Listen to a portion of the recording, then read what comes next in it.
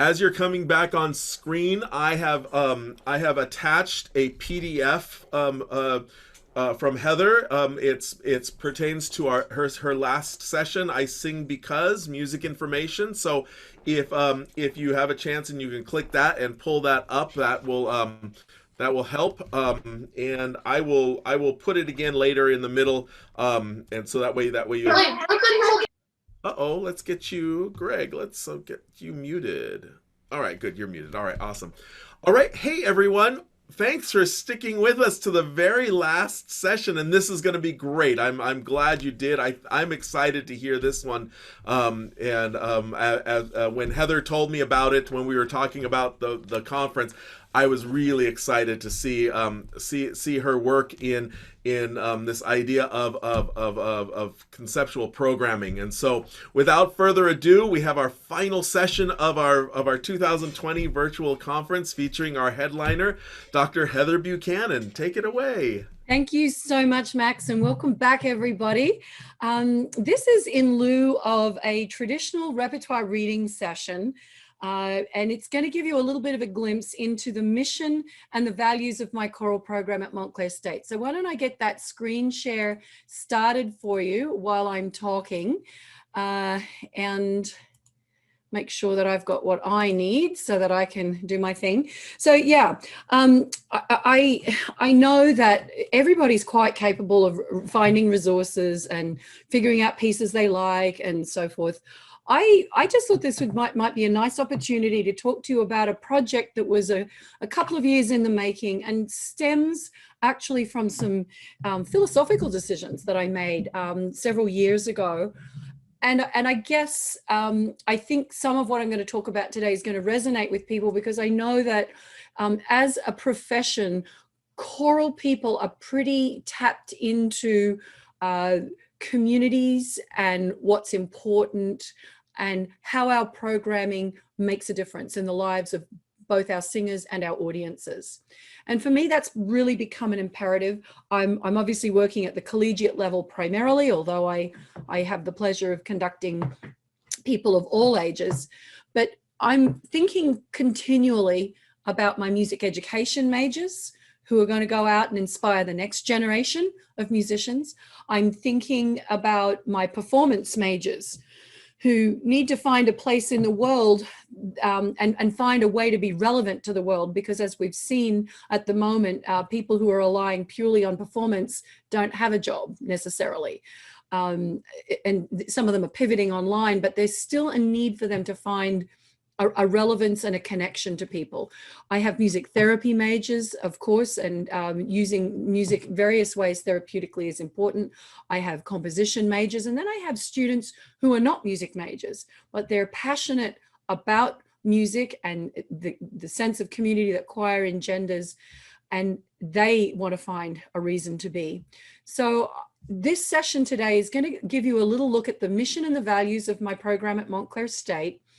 And it's through a season that culminated in the University Singers, which is our flagship choir, doing a recording project. And what happened is that through the season, we explored contrasting facets of the human experience. Some were comfortable and familiar, like peace, joy, fun, love, friendship, praise, hope. Others painful and confronting, scorn, derision, loss, and grief. And we also decided to tackle the ever emotionally fraught topic of suicide. So the goal was to present a sensitive and thought-provoking program for the audiences, while also finding a greater focus and a purpose in our work as individuals and as an ensemble. And we achieved this by exploring the reasons why we sing. And we subsequently grew to understand those motivations and our need to convey them through the music. So I started at our fall retreat by handing all of the students a little card, and it said, "I sing because," and they got to write their answer for why that was. And I did it initially as a getting to know you, let's find other people that you connect with activity. And from there, it just really snowballed into so many other wonderful conversations. We also asked our audiences, well, why do you listen? And at one concert, the students had the idea to get audience feedback cards, which they did. And it was lovely. We had poster boards like the one that you're about to see here, where people were putting their answers up, and other people were able to look at it and consider it. So the collective conversation at the fall retreat gave answers such as, and this is just a small sample of them, we have 70 students in this choir on average. So this just gives you a little snippet. So I feel strong for once. It gives me protection. Words aren't enough anymore. It feeds my soul. It gives me purpose. It is healing. I have to let my soul escape. It frees my mind and soul in ways that nothing else can. It's fun. I want to be part of something bigger than myself. I want to inspire other kids to follow their dreams like I am. Music was there for me when I was at my lowest. I sing because I was given a gift. It keeps me going. Music is my therapy.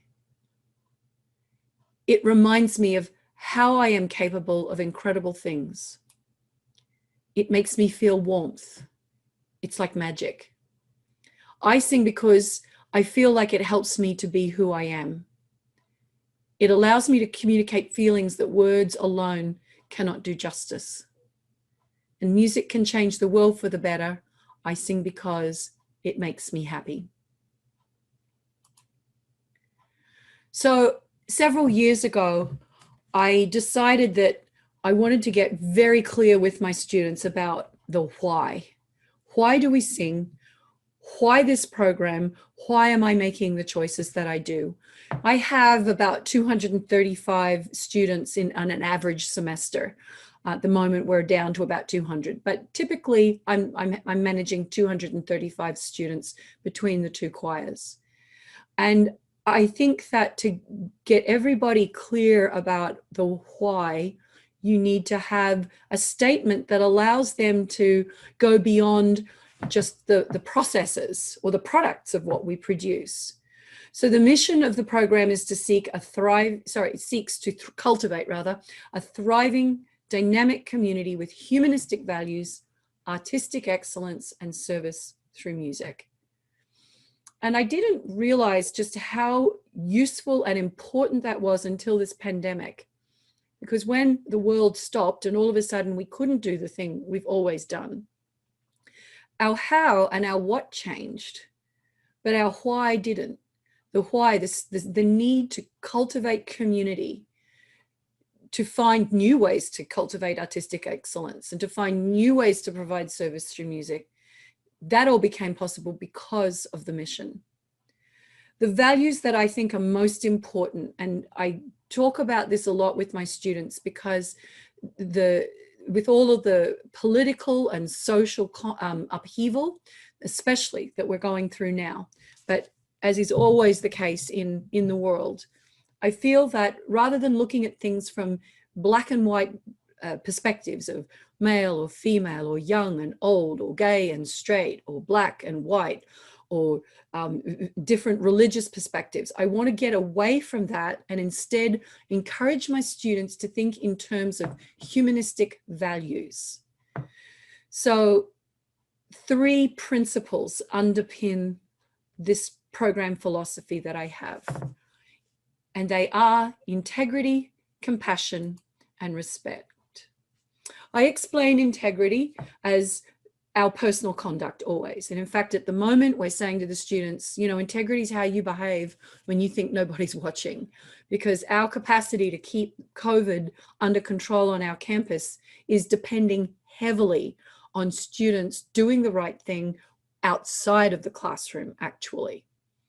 So integrity in our personal conduct. How many of you have dealt with people who were great on the stage, but they were a nightmare off the stage? I can't work with those people anymore. And in fact, I will not. I got to a point a while back where I was finding that 90% of my energy was being consumed by about 5%, 1 or 2 students who were problematically, and ultimately, you never get a good return on investment with those students. They're agents of chaos. And I kept thinking to myself, what about all these other students who are getting it right and doing the right thing? What if that energy I have was being directed toward them? How much better would it be for everybody? And how much better would it be for me? So it was realizations like that that got me thinking more about how I could lead more clearly, more effectively, and have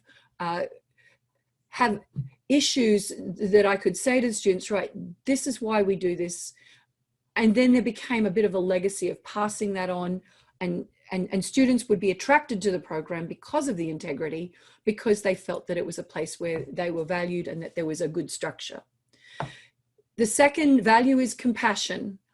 And this is compassion for others, particularly the thoughtful ways I want them to interact with each other. I want my students to be empathic and supportive, both personally and musically, with each other. I also want them to be compassionate toward themselves. And there have been times when we've had those conversations too. And then most importantly, respect. Personally, I think respect will, it has the potential to fix a lot of problems for us. So respect for ourselves, for each other, respect for our audiences, for the music, and the collective artistic process or journey. I don't know how many of you have had to encounter the problem of the difference between the solo vocal program and the ensemble vocal program. But at the collegiate level, it's a thing. And I've also worked very hard for the last 18 years, this is my 18th year at Montclair State, to create synergy across party lines, as it were, because in the end, we're all dealing with the same students. But in many faculties, and especially with solo vocal colleagues, it's all about the individual. It's about what they need as a soloist. And in some cases, people are just outright hostile toward the choral program. And having a values-driven program and helping the students to see the importance of this, I think also helps deal with that problem. Certainly it's helpful to have colleagues that subscribe, but when the students feel that these values and this mission is important to them, they will become advocates as well. And I have noticed a difference in that regard. I think we are collaborators by nature. The ensemble director is the person who creates community. That's what we do. Whereas the soloist is very concerned about themselves. We've got this one voice that lives in two different worlds. How do we help our students toggle between that? How do we help them navigate it? I mean, I have colleagues who actually believe that the soloist benefits from the collective, but there are still plenty of people who aren't there yet. So I've developed this to help myself with my own programming, with my own recruiting, and to give my students, I think, good leadership that hopefully they will be inspired to develop programs of their own focus, but hopefully they will see that by having a values-driven program, it makes all of your decision-making through the good times and the bad times a lot easier to manage. Some of the programming concepts that we've been looking at have been around issues of social justice, environmental issues, social awareness, and events of historical and social significance. So I've just listed a few different categories up here. Obviously, you can't do it all at once, and there are some categories that may not be appropriate for your community, and that's fine too. But what I've found is that we have to get beyond the traditional programming of the chronological pieces of, you know, we start with the early music, you know, we end with the popular music or the spiritual, you know, everything is sort of grouped according to, you know, you might have themes about pieces in a particular language or pieces by a particular composer. I mean, if you just take a look through even ACDA programs at conferences, you can see very clearly that there's a lot of that goes on. And then there's also the fads that happen. Like, you know, we have the people that sort of tend to follow, well, what's the latest thing that everybody's doing? So, okay, now we're all taking popular music and we're trying to make it work in the choral environment. I see a lot of this when I'm working in festivals and I'm adjudicating, and you're looking at the repertoire, and sometimes you're looking at thinking, why on earth are they performing this repertoire of these kids? This just makes no sense at all. It doesn't make any sense from a pedagogical perspective. And it's because they haven't given a lot of thought to it. It's just that, well, they heard someone else do it and thought that'd be great, and maybe I'll just jump onto that bandwagon. I would really encourage people to think about how your programming and the messaging in that music can make a difference to the community of the musicians that you serve in the first instance, and then to the audiences that you engage with secondarily. So in the last, I would say 4 or 5 years, I've been really looking very carefully at how, when my symphonic choir has a masterwork, how that programming can be a springboard for the university singers. And then if we don't have a masterwork that's got a particular theme, for example, if we're doing a Beethoven 9, well, I mean, Beethoven 9 is actually an incredible work when you're looking at the context of the word joy. It wasn't about happiness. It was about freedom. Beethoven 9 is actually a huge social justice piece if you look at it through the right lens. So I've been trying to get my students to really look at the music from the inside out and to understand, why we sing this music. What is the underlying message? What are the human impulses that are really driving it? And that helps them make better decisions artistically at what they're doing with it as musicians. But I think it then also allows us to create or craft these programs that send important messages to our audiences, that we're not just entertainment. We're not just the people wearing the nice attire and everybody's happy and isn't that great? Look at the choir having a great time. We're actually serious musicians. We're actually people who want to make the world better. We want to change the world. We want the quality of our humanity to be in part determined by the integrity with which we perform. Otherwise, there's going to be problems when there's more cuts in funding, which is a lifelong struggle. All those of us who've been around for a while know that arts advocacy is at the core of the work that we do. And when I was younger, I thought, great, we'll get this right, we'll get the message out and people will get it. And now I realize we just are continually in a cycle of advocacy. So looking for ways to make the programming make more sense, to engage students deeply, to get audiences on board. And of course, for some of us, getting those audiences on board also means that we're getting funding that we need, getting scholarship money that we need, and so forth. So in I Sing Because, we had quite a variety of pieces that we were looking at. And what I want to do this afternoon is just introduce you to some of those pieces. I had originally planned to try and get examples of the scores, but just trying to get all of the different levels of technology coordinated was really a little more than I could manage. So instead, I'm not going to show you any actual scores, though in the PDF, you can see all of the score information if you need it and you want to get them. Instead, I would like you to just use your ears. I would like you to listen. I want you to pretend that you're in the concert hall, because in a concert hall, you're not following along with a score. And I want to give you a little taste into a bit of this journey. You're going to hear from the words of my students. You'll hear a little bit of background and so forth. And we're just going to start with a little excerpt of this beautiful, beautiful piece that's in Estonian called O'Toole by Peet Uusberg. It translates to in the evening. And this piece is actually a metaphor for nostalgia and longing. And as I've said in the slide, whether we're reflecting at the end of a beautiful life or a significant moment in time, this is a piece about that nostalgia and longing. It's through the poetry of a man called Ernest Eno, or Ennio. And the translation is, the little bird grows silent as the wind blows. The small flower falls asleep, caressed by the dew.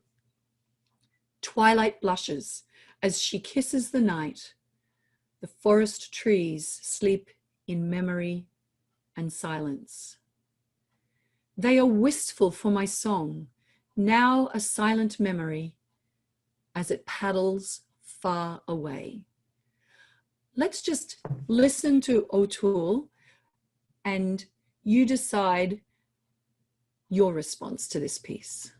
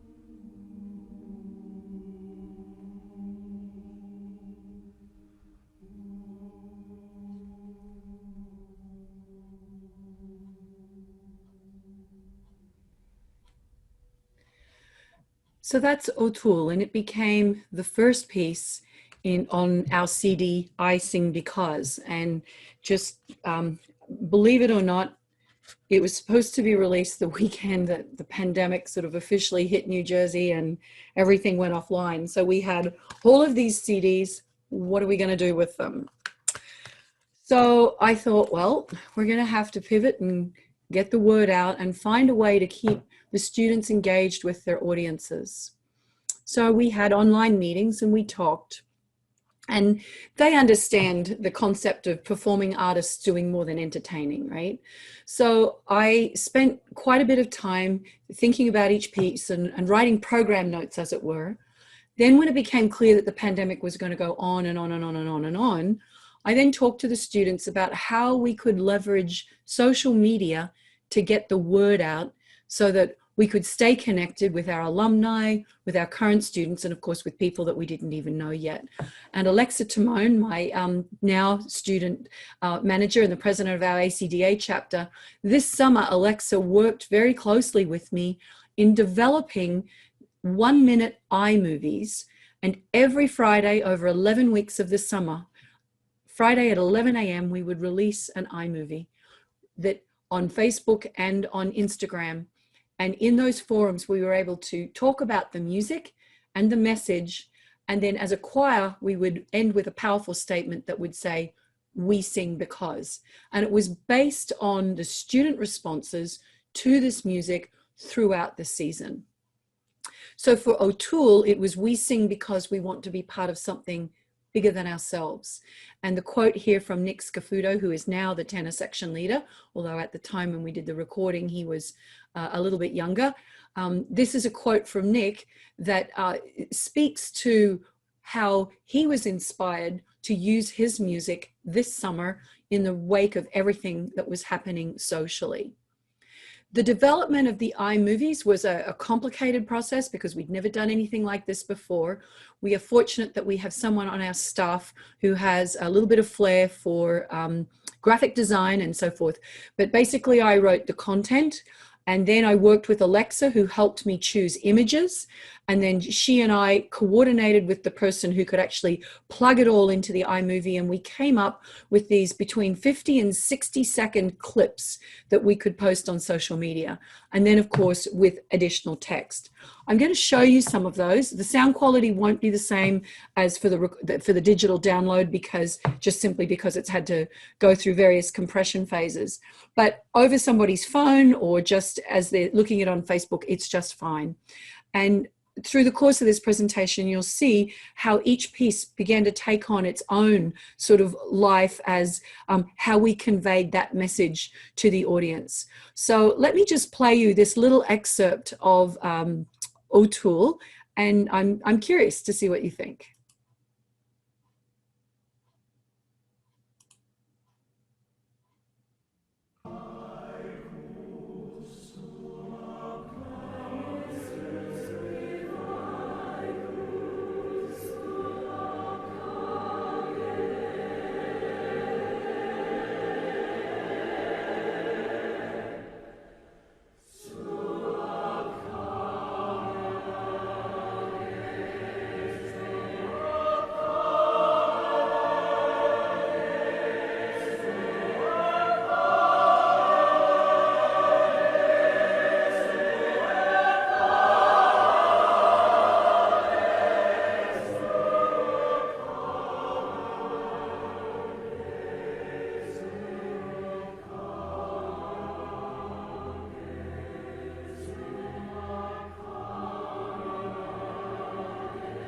So it's just a little excerpt, as it were. And with some of them, you'll find that the text scrolls fairly quickly.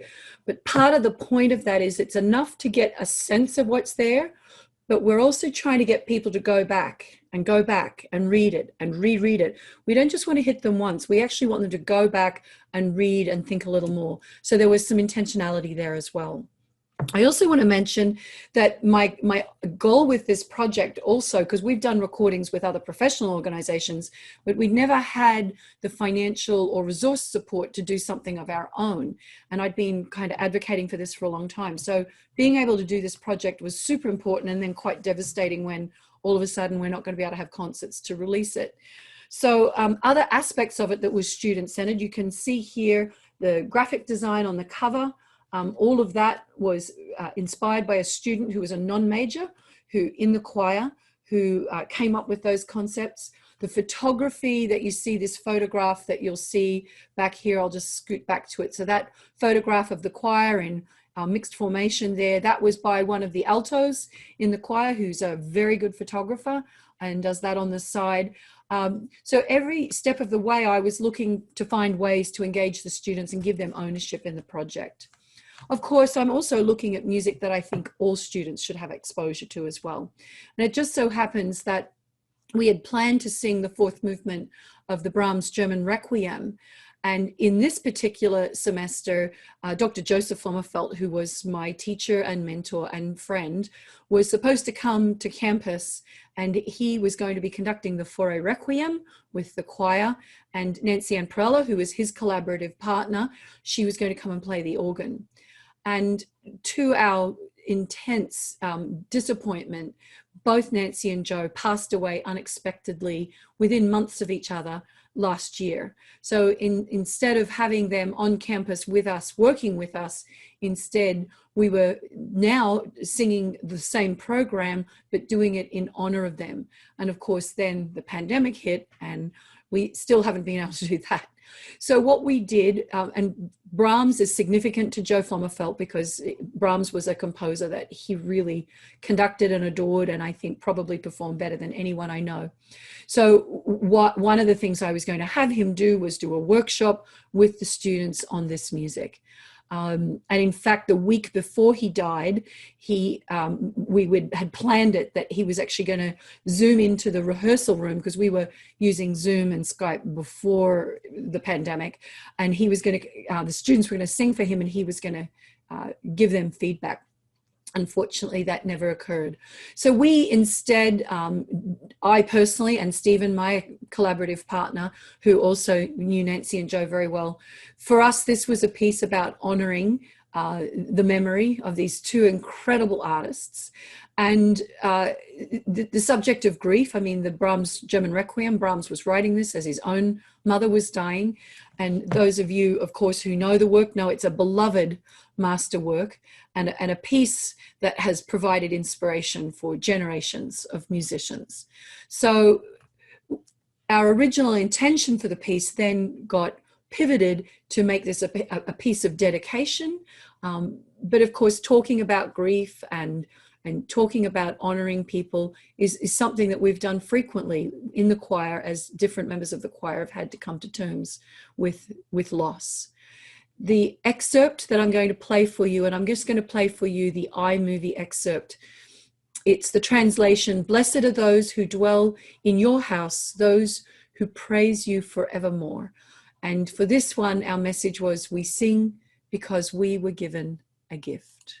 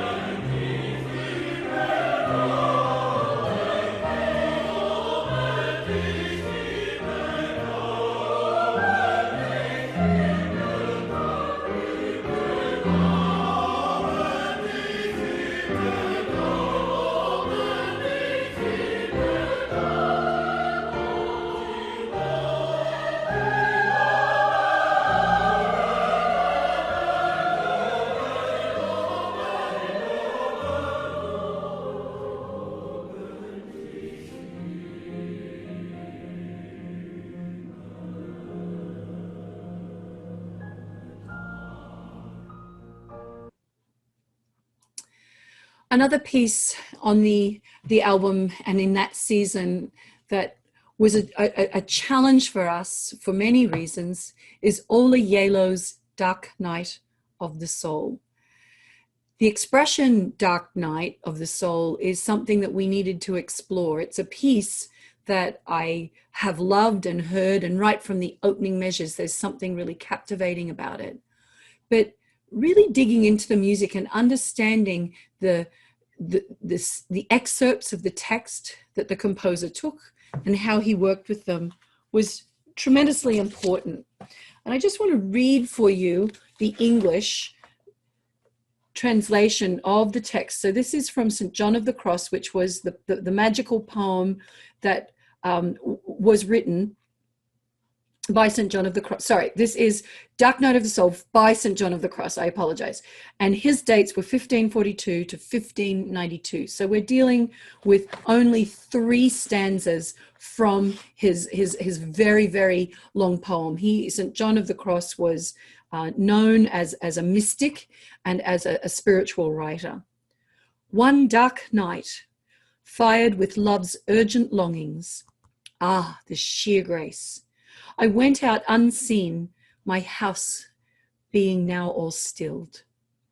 In darkness and secure by the secret ladder disguised, ah, the sheer grace, in darkness and concealment, my house being now all stilled. On that glad night in secret, for no one saw me, nor did I look at anything, with no other light or guide, than the one that burned in my heart. Now, he was a 16th century Spanish mystic and a major figure of the Counter-Reformation and a reformer of the Carmelite order that was and well known for his spiritual writing. The meaning of a dark night of the soul is typically reserved for a dark mood that is truly life-shaking, touching the foundations of human experience and the soul itself. A dark night of the soul can also be regarded as a kind of initiation, taking you from one phase of life into another. And you may have several dark nights during your life because you are always becoming more of a person and entering life more fully. At least that is our hope. The modern psychotherapist and spiritual writer Thomas More defines it as a dark night is the sign of my high calling. My pain and loneliness will prepare me for my destiny. So working with young adults, college students, there is a lot of this discovery of self and crossing that threshold from adolescence into your adult self, and students coming to terms with who they are and what's happening in the world and making sense of their place in all of that. Of course, since we recorded this piece, we had the COVID-19 pandemic, which is ongoing, and then, of course, the outrage and the worldwide outrage, I should say, over the oppression and injustice from the systemic racism that has been brought into our awareness through the Black Lives Matter movement. So, looking back on all of this, how do we respond to that? And again, the students talked, and we decided, okay, so maybe this is a time in our history. This is our collective dark night of the soul. And maybe this is a chance that we as a community can talk about challenging the systems and talking about having those hard conversations, because no one person has the answer and there's nothing that we can change immediately that makes it all right. But by promising to listen, to learn, and to grow in the service of true social justice reform, perhaps there's a way that we can engage and start having the conversations we need to have. So the choir's message here was, we sing because we want the world to listen. Let me just give you a little bit of the audio, and then I will play you the iMovie as well. I'm sure this is a piece that's well known to all of you. It was a commission by Charles Bruffy and his chorale. And in this recording, of course, this is my accompanist, but when you listen to the original professional one, the composer himself was playing the piano. I'm really proud of the students. This was a student string quartet who volunteered to work with us. And the soprano soloist was one of my students, Sarah. And I think for a limited time frame, we didn't have long, we had to lay stuff down very quickly. I think they did really well. It's a 12-minute piece. We're not going to listen to the whole thing. We'll listen to a chunk of it, and then I'll take you to the iMovie.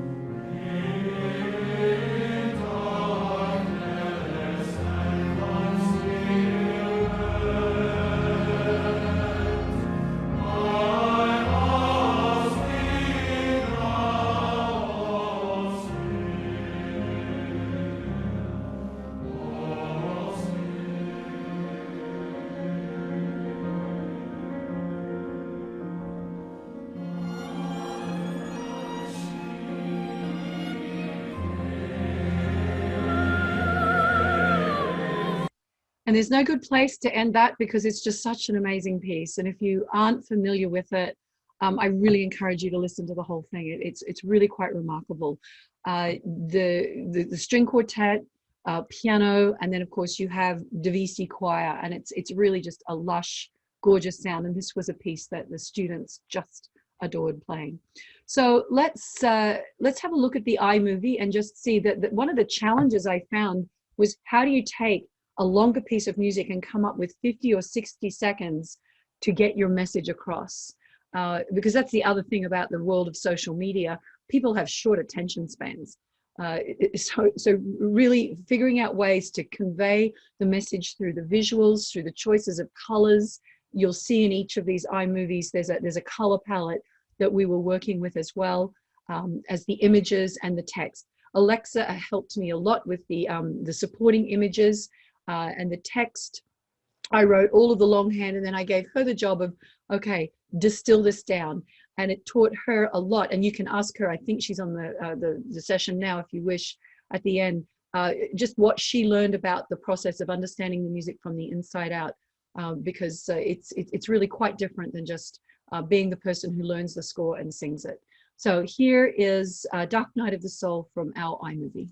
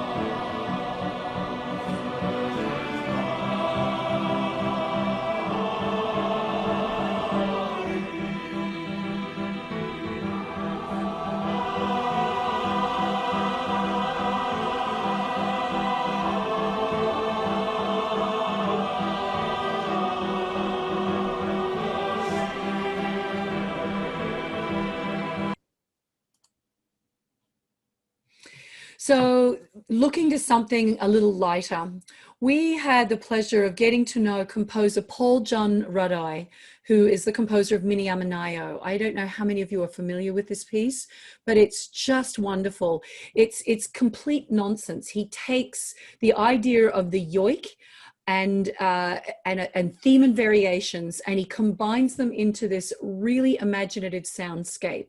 It's nonsensical words and sounds, not unlike when Runnestad did that. I'm forgetting the name of it now, but the piece that has all the kind of the crazy sounds and the rhythms.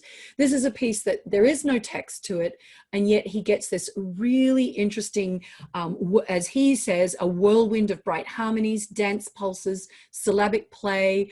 You see yoiks, you've got almost a little bit of the popular beats that you would hear in modern music today, with lots of layering and something that's actually incredibly virtuosic. This piece is harder to perform than it sounds like, but it's just super, super exciting. When we had to pivot and go online in the spring semester, I created a series called Masterful Musings, and I used contacts of my own and colleagues to get people in all areas of the music field to become available for my students to interact with on a weekly basis. And Paul John Ruddoy was one of those people. He's not just a composer, he's a singer, he's an entrepreneur. He's doing all sorts of interesting things with his life. And I think it was good for the students to see that there are many paths to success in life. And sometimes it's just about your imagination that takes you there. In any case, this was a piece that was literally in the I sing because it's fun. I'll just play you a little bit of the recording. You can see here the sopranos, the altos, the tenors, and the basses. And at the end of the recording session, one of my students, Natalia, who's actually this girl here, she let me click the shutter for that photograph so she could be in it. But again, it was just nice to see at the end of a very long year and a long day of recording that the students could just sort of still show up and really be good friends. when I look at these photos, I'm also reminded that we can't be this close and we can't do our art in the same way. And I'm sure many of you are sort of missing that, as I am. But I know that when we come back, we're going to be stronger. So in the meantime, let's just have some fun with Mini Yamanayo. Mini Yamanayo, Mini Yamanayo, Mini Yamanayo, Mini Yamanayo, Mini Yamanayo, Mini Yamanayo, Mini Yamanayo, Mini Yamanayo, Mini Yamanayo, Mini Yamanayo, Mini Yamanayo,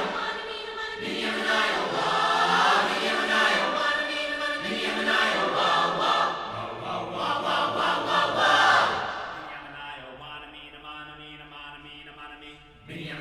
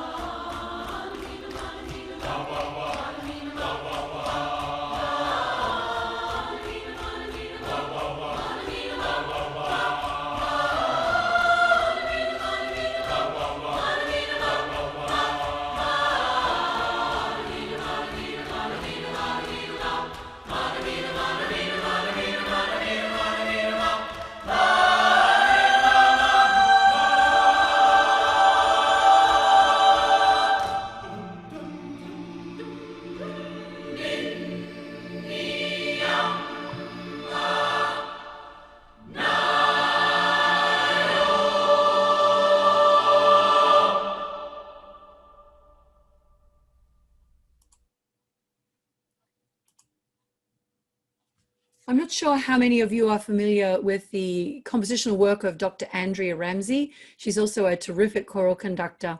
And I did want to mention that she has a lot of work for the middle school age, as well as for youth choir and community choirs. And so do some of the other composers that I've talked about today. Obviously, I'm working with mixed voices predominantly. But Andrea Ramsey is definitely somebody worth looking at. She has a lot of repertoire that works well with socially conscious theming and also with younger voices. So somebody to look into if you're not already familiar with her work. So That Which Remains is a piece that uses a text from Helen Keller's book, The Open Door. And the text that she has set is, "What we have once enjoyed, we can never lose. A sunset, a mountain bathed in moonlight, the ocean in calm and in storm. We see these, love their beauty, hold the vision to our hearts. All that we love deeply becomes part of us. Our beloved ones are no more lost to us when they die than if they were still laughing and loving and working and playing at our side. Truly, Life is overlord of death, and love can never lose its own. So in taking that text, Andrea says herself that the words, all that we love deeply become part of us, were really the compositional crux of the piece.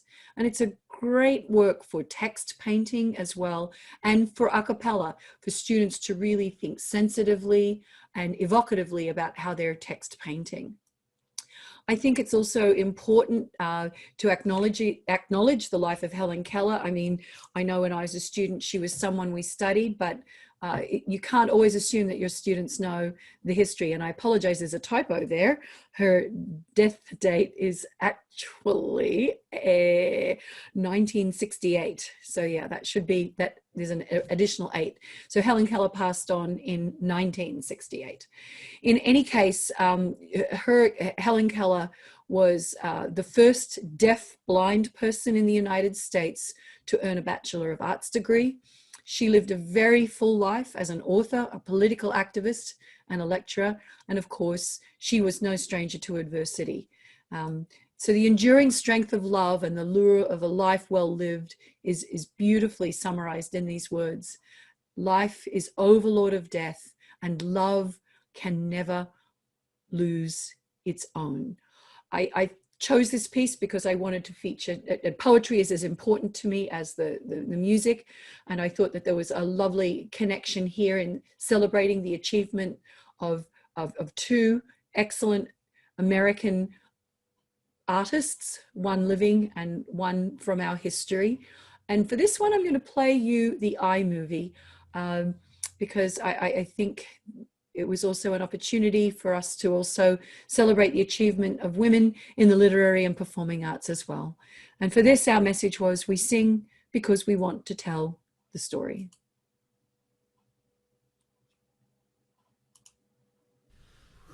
We have once enjoyed, we can never lose. A sunset, a mountain naked moonlight,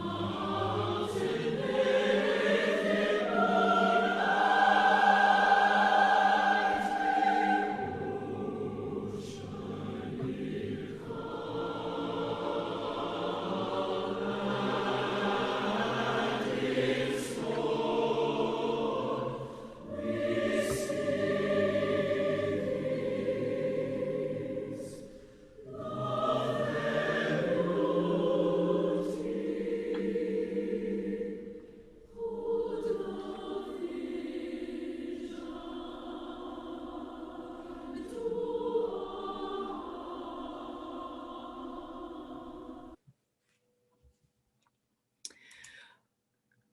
Kim Andre Arneson is a composer that some of you might be familiar with. I know that as a young Norwegian composer, a lot of his music has been championed by my wonderful colleague and friend, Dr. Anton Armstrong, who is the conductor of the St. Olaf Choir.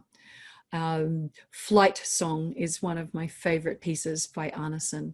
So this piece, The Gift I'll Leave You, actually I met Kim at an ACD national conference, and he gave me some of his new music, and I said, give me some pieces of yours that you particularly like. In fact, whenever I meet living composers, and they're actually some of my favorite people, because I just love to hear what they have to say about their music, and I just said 1 or 2 pieces that you love, that you particularly like. So this was one of the pieces he gave me. The collaboration for The Gift I'll Leave You is with Ewan Tate, who is a Welsh poet, who actually, sorry, I lie. He's a German poet, but he actually lives in Wales now. I got that back to front. And the 2 of them have been collaborating for quite a while. This poem, which Tate wrote in 2015, reads as follows. The gift I'll leave you. When you walked in, my friends, did you wonder what love is? Did you say in your heart, I do not know, I do not know? Did you call out to love, not knowing his name, not knowing her name? Cry, who are you? Who are you? Let me tell you, friend, what you did not know. Love is slow discovery, and we are here. We are here. Our friendship will tell you what love is, what love could be. I did not know too, my friend, but here I am. Here I am. Remember this gift when you enter our broken world, for you are love or injustice. Remember this gift. Remember. I'm going to play you both the song and the iMovie for this. The soprano soloist is Danielle Kim, who was the choir manager in that year. And I also liked it because it allowed her to sing in a more naturalistic way. I think sometimes people get really hung up on choir singing being a sort of a junior derivative of the opera chorus. And it's important to me that my students are flexible and versatile and that they can sing in many, many different styles. So this is The Gift I'll Leave You by Kim Andre Arneson. And the choir's message here was, we sing because it gives us a purpose.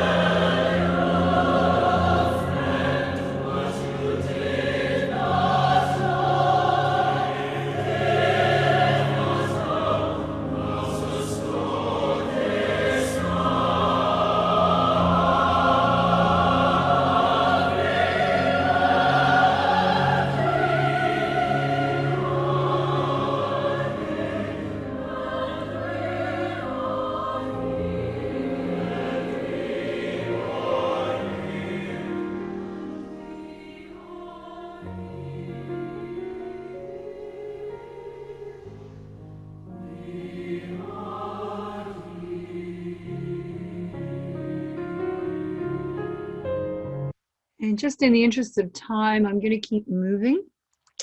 But it's a beautiful piece, and it's definitely got some sort of jazz elements in there as well with the close harmony. It was a piece that the students just loved singing. Many of you are familiar with Jake Runestad, who is a really brilliant composer. And if you were at ACDA National, you heard the Brock Commission that was performed, and it was just so amazing. Please Stay is a piece about suicide awareness. And we talk about this as an anthem for hope and an attempt to destigmatize mental illness and the challenge that it is for all of us to deal with either the issues directly or indirectly through others that might be in our lives or in our circle. In introducing this piece, the students formed a line across the front of the stage. I had 6 students who were able to introduce with audience notes talking about some of the statistics. So, for example, in 2018, the American Foundation for Suicide Prevention cited suicide as the 10th leading cause of death in the United States. That's 48,344 Americans, or the equivalent of 133 suicides per day. In New Jersey, we had 1.4 million in that same time period. And in New Jersey, it's the 3rd leading cause of death for people in the ages of 15 to 24. So addressing social issues such as mental health is something that has touched members of our choir quite directly. And we had good conversations, and I think approached this piece in a way that was very thoughtful and powerful. And every performance we gave of it received a standing ovation. It was a piece that audiences resonated and appreciated. In the score, Runestad took texts from people who responded to the hashtag I kept living to come up with statements or affirmations. We decided to take that a step further, and the students came up with some of their own. So instead of the 9 suggested by the composer in the score, we actually had 15. And these were, again, developed by the students as a direct result of their personal experiences with suicide. I'm going to, let's see how we go for time. I'd like you to hear this. It's actually not a difficult piece to learn, but it's incredibly powerful, and it's one that I highly recommend. No, don't stop, don't stop.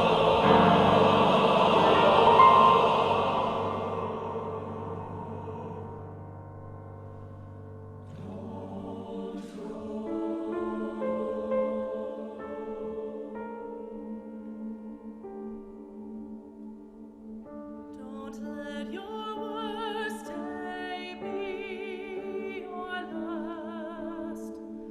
The storm is strong, but it will pass. You think you can't go on another day, but please stay.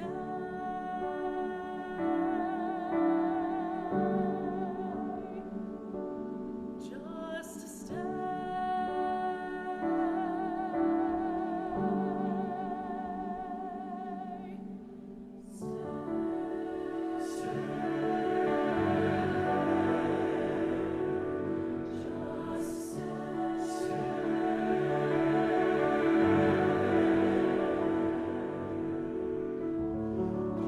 let your worst day be your last.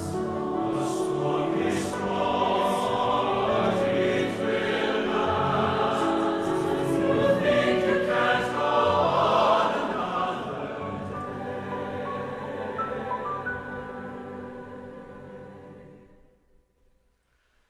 but please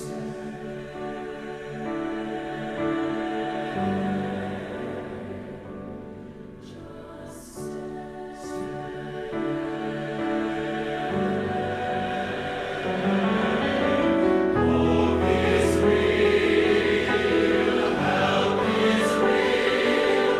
You are breath, you are life, you are music, you are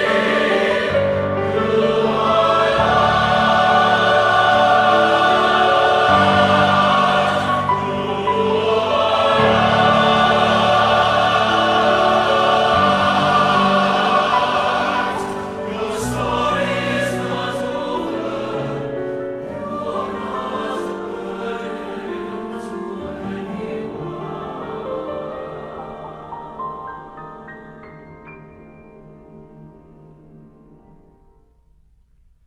Please stay.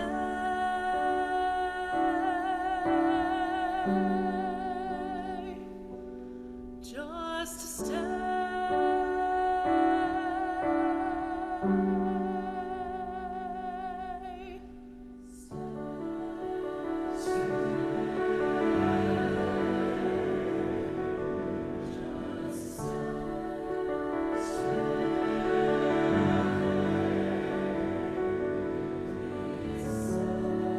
My happiness is no longer in the hands of someone else. I realized what people say about me reflects who they are, not who I am. It's okay to be a work in progress. Sharing your feelings doesn't make you weak. The bravest thing I've ever done was continuing my life when I wanted to die. Some days are still such a struggle. Suicide doesn't get rid of the chances of life getting worse. It only eliminates the chances of life ever getting any better. All I can think about is Charlie. I wish he kept living. I decided to ask for help instead of going through it alone. It was hard as hell, but I kept living. You don't want to die. You just want the pain to go away.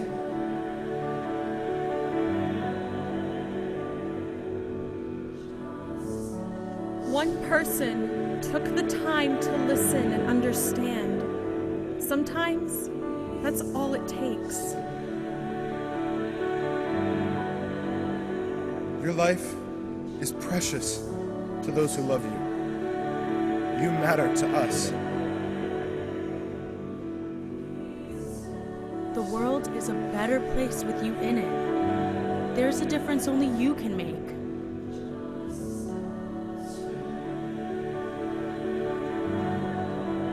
I stayed because my voice still has thousands of songs left to sing.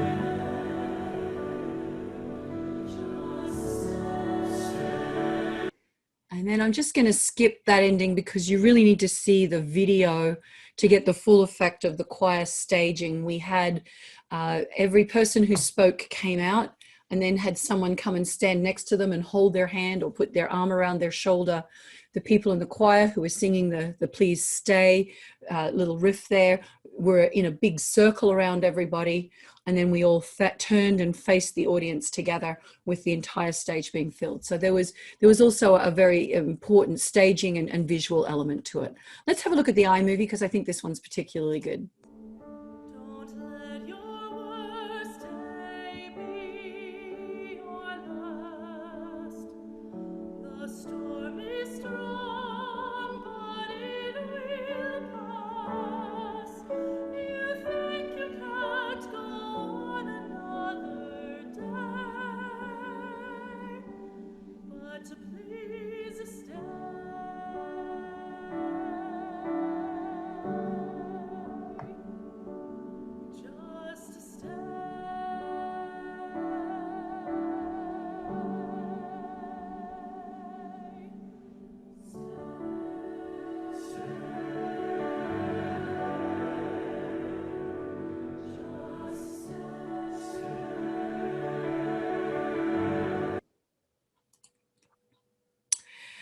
Invictus was a piece that became, I think, the choir's signature piece that year. It's by a young American composer, Josh Rist. He actually wrote this when he was a graduate student. And it's set to the poem Invictus that was written by the Victorian English poet William Ernest Henley, who had a life that was extremely difficult, an impoverished childhood. He suffered from a crippling and debilitating lifelong disease, and he was a man who lived a life well despite seemingly insurmountable odds. He chose to prevail. So Invictus has been paraphrased and quoted by some of the most revered leaders in the world in the 20th and the 21st centuries, including Winston Churchill, Nelson Mandela, who it is said recited this poem to himself every day when he was imprisoned, and Barack Obama also recited it when he was in office. Rist, the composer, describes the poem as instantly captivating, visceral, bold, and universally relevant. I chose Invictus for the students to perform because there was an excitement and a commitment and a beauty in this piece. It was a piece that I thought would help the students understand that you get to choose how you respond to what happens. So teaching our students to be resilient is something that we have to foster. So resilience, self-determination, and resolve. That was the reason for this piece. And I think the final lines of the poem, I am the master of my fate, I am the captain of my soul, really encapsulate the message. Stephen Chen, the young cellist that you see there, he's now doing his master's in performance at Peabody. And Stephen volunteered to play with us. And this is the recording from the end of the season when we actually did it at our spring concert, and then we recorded it for this project.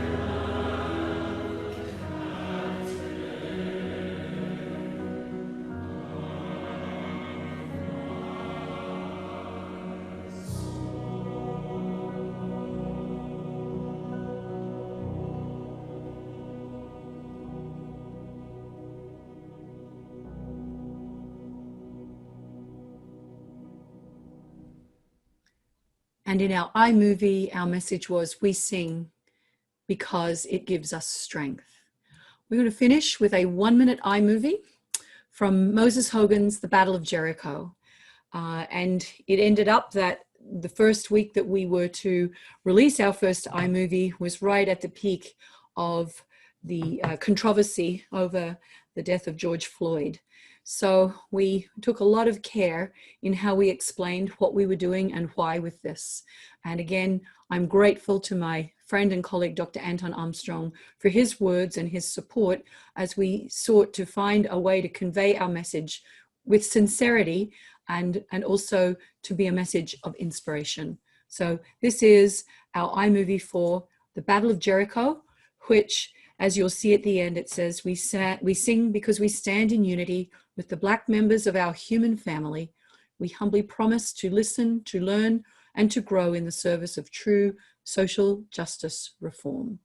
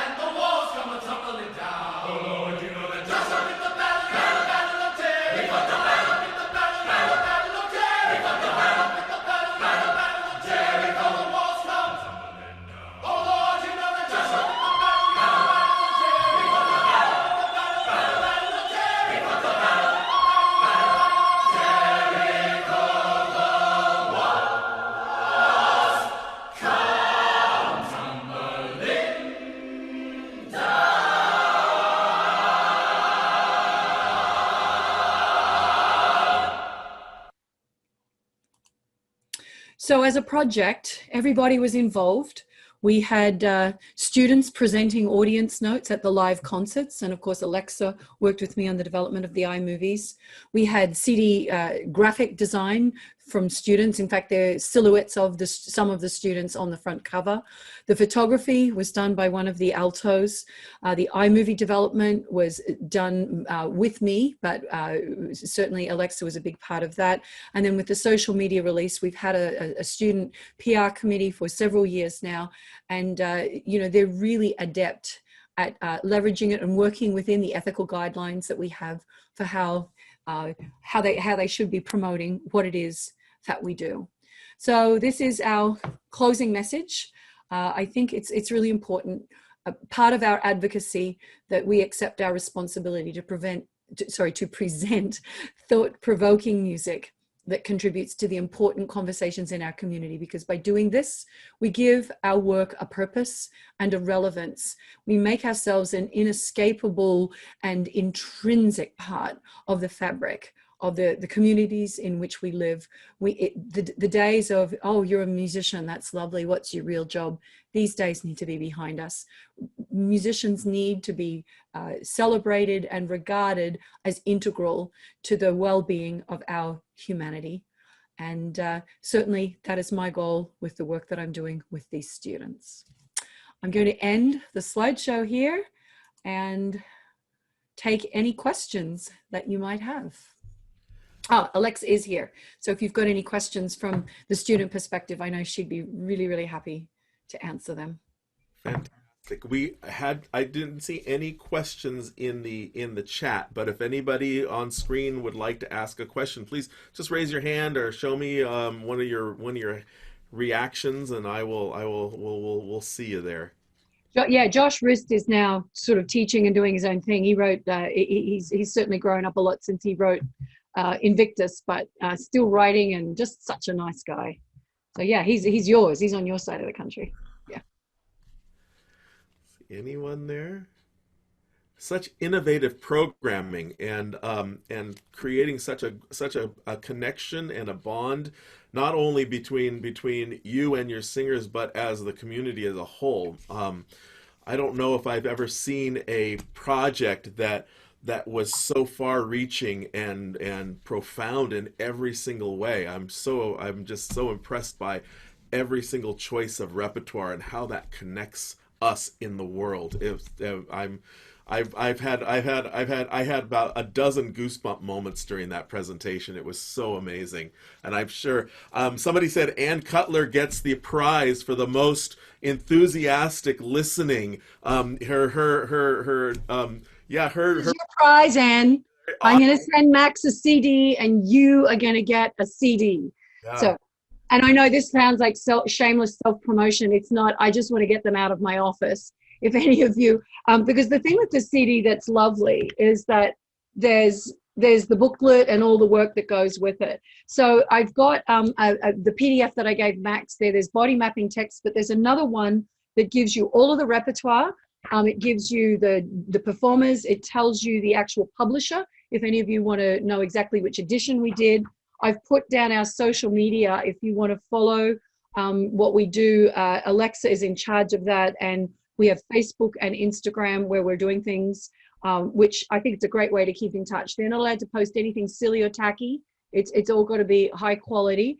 And then you can get the CD if you want a physical CD, because, you know, people over 50, we like to hold something in our hands. So if there's enough of you, I could just like ship them in a box and send them out to Max if you're interested. But the university set up a little online link, and that goes to the director, and then he sends it on to me to process. So yeah, so if you want a physical CD, they're $20, and it's great. You get all the bells and whistles.